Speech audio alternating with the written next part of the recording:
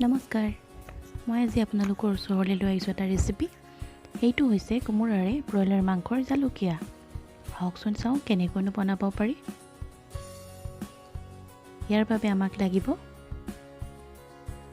এটুকুৰা কোমোৰা, আধা কেজি ব্ৰইলাৰ মাংস, এটা আলু, এটা পিঁয়াজ, 4 চামুচ তেল, 2 চামুচ আদা নহৰুৰ পেষ্ট, 1 চামুচ জিৰা পাউডাৰ, 1 চামুচ ৰঙা জলকীয়া পাউডাৰ, আধা চামুচ জালুকৰ গুড়া, আধা চামুচ ধনিয়াৰ পাউডাৰ, 3টা তেজপাত, নিমখ সোৱাদ অনুসাৰে, হালধিও লাগিব সেইমতে আৰু অলপমান গৰম পানী লাগিব। প্ৰথমতে আমি কোমোৰাটো ভালদৰে ধুই বাকলি গুচাই ল'ম। এয়া আৰু লগত এটা মই আলু কাটি লৈছোঁ। আদা নহৰু আৰু জলকীয়াখিনিও মই ৰেডি কৰি লৈছোঁ। এয়া পিঁয়াজ কাটি লৈছোঁ জোখমতে। এয়া মই লৈছোঁ তেজপাত 3টা,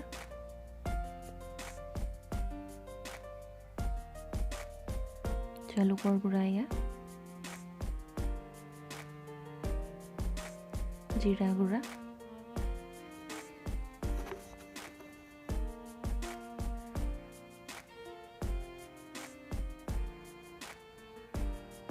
এয়া হৈছে ধনিয়া পাউডাৰ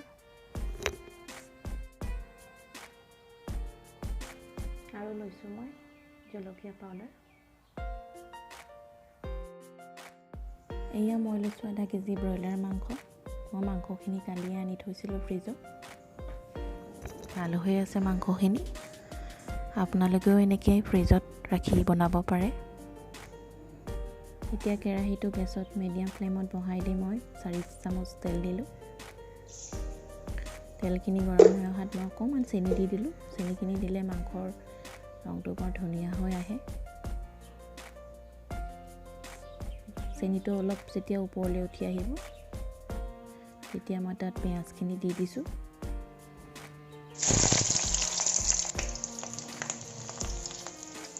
মাংসত এনেকৈ চেনি দিলে চেনি বৰ ধুনীয়া ৰং এটা দিয়ে মাংসত, লগতে খাবলৈও ভাল হয়, সোৱাদ হয়।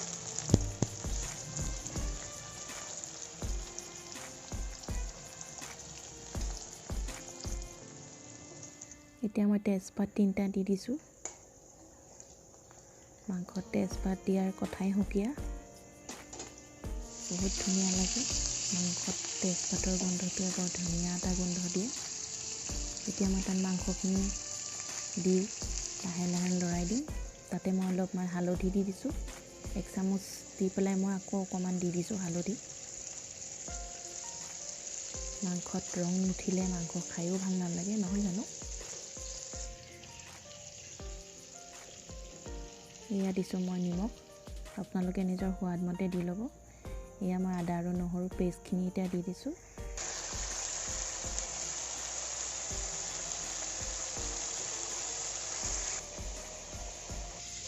ফ্লেমটো মই মিডিয়ামতে ৰাখিছোঁ। এতিয়া মই কাটি থোৱা কোমোৰা আৰু আলুখিনি মই ইয়াত দি দিছোঁ।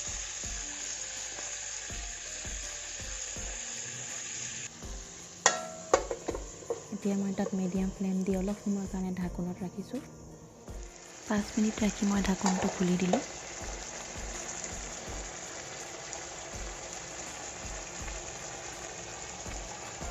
এয়া মাংসখিনি লাহে লাহে তেলৰ লগত মিহলি হৈ গৈছে।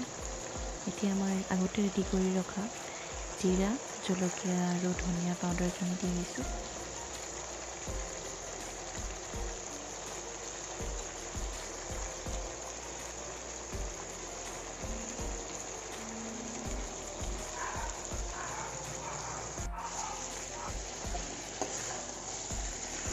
ইয়াৰ পিছত মই 5 মিনিটৰ কাৰণে ঢাকনত দিম মাংসখিনি।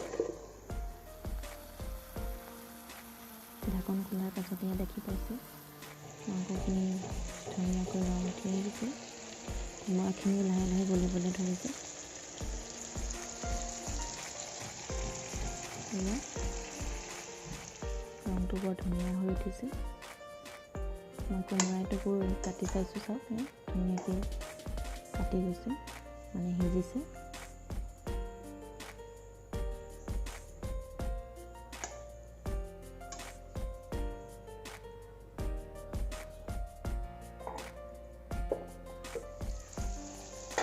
মই আকৌ এটা ঢাকন দিলোঁ।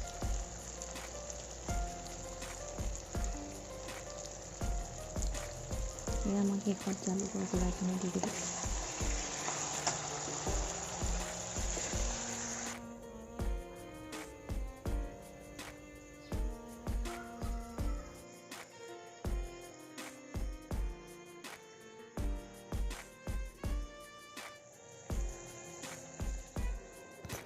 এতিয়া মই আগতে এগিলাচ গৰম পানী ৰেডি কৰি ৰাখিছিলোঁ, মই দি দিলোঁ মাংসখিনিত।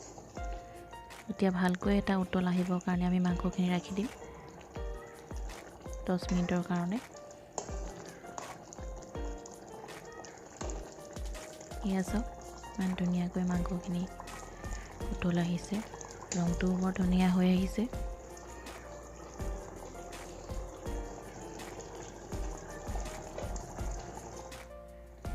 আপোনালোকে মাংসৰ পানীটো আপোনালোকৰ হিচাপমতে দিব পাৰিব।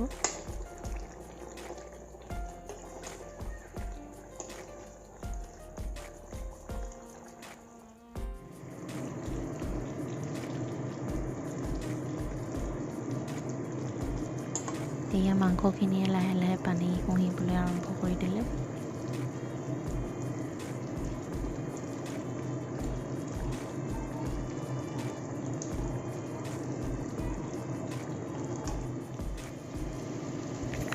এয়া ৰেডি হৈ গৈছে মাংস। আমি ইয়াক এটা বাটিত সজালোঁ। আপোনালোকেও বনাই চাবচোন। কোমোৰা দি মানুহে হাঁহৰ মাংসই বনায় সাধাৰণতে।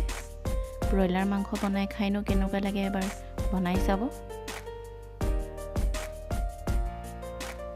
আৰু যদি মোৰ চেনেলটো চাই আপোনালোকে ভাল পাইছে তেন্তে প্লিজ লাইক, কমেণ্ট আৰু ছাবস্ক্ৰাইব কৰিব। ধন্যবাদ।